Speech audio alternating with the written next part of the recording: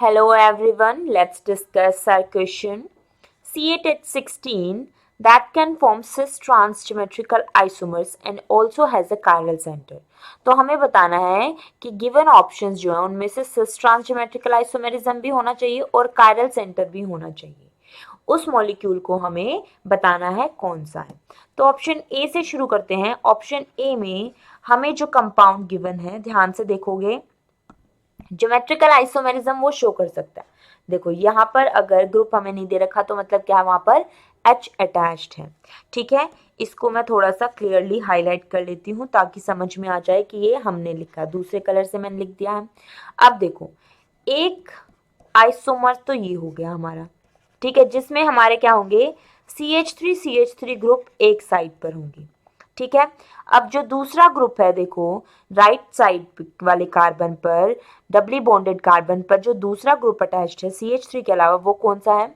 इस कार्बन पर एक हाइड्रोजन अटैच्ड है, एक CH3 अटैच्ड है और एक क्या है हमारा CH2CH3. ध्यान से देखेंगे हमारे इस कार्बन को मैंने यहाँ पर लिखा है, एक यहाँ पर क्या है CH3 और ये क्या है, ये कौन सा ग्रुप है CH2CH3 ग्रुप है. तो यहाँ इस कार्बन से चारों ग्रुप डिफरेंट अटैच्ड हैं, तो ये क्या हो जाएगा यहाँ पर कायरल कार्बन. क्या है ये कायरल कार्बन है. ठीक है, अब ये एक आइसोमर तो ये हो गया ज्योमेट्रिकल. दूसरा ज्योमेट्रिकल आइसोमर हमारा क्या हो जाएगा जब हम अपनी पोजीशन को चेंज कर देंगे. हमने क्या किया, लेफ्ट साइड वाले डबली बॉन्डेड कार्बन के ग्रुप्स को एक्सचेंज कर दिया उनकी कॉन्फ़िगरेशन को और राइट साइड वाले कार्बन की कॉन्फ़िगरेशन को हमने क्या रखा, सेम रखा. ये क्या है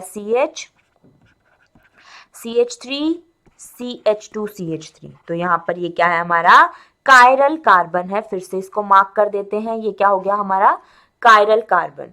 तो यहाँ से ये क्या है इसके ज्योमेट्रिकल आइसोमर्स है. ये क्या हो गए हमारे ज्योमेट्रिकल आइसोमर्स है.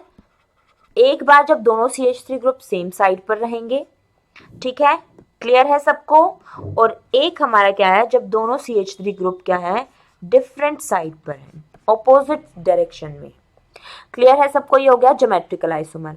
अब ऑप्शन बी में हमारे ज्योमेट्रिकल आइसोमर्स तो देखो पॉसिबल है, इसी तरीके से पॉसिबल होंगे जिस तरीके से हमने ऑप्शन बी में बनाए हैं. ठीक है, ऑप्शन ए में बनाए हैं.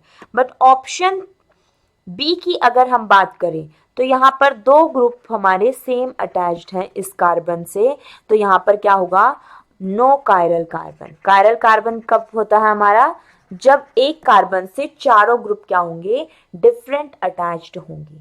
तो यहाँ पर ऑप्शन ए हमारा मैच कर रहा है, ऑप्शन बी मैच नहीं कर रहा है क्योंकि ऑप्शन बी में क्या है कोई कायरल कार्बन नहीं है.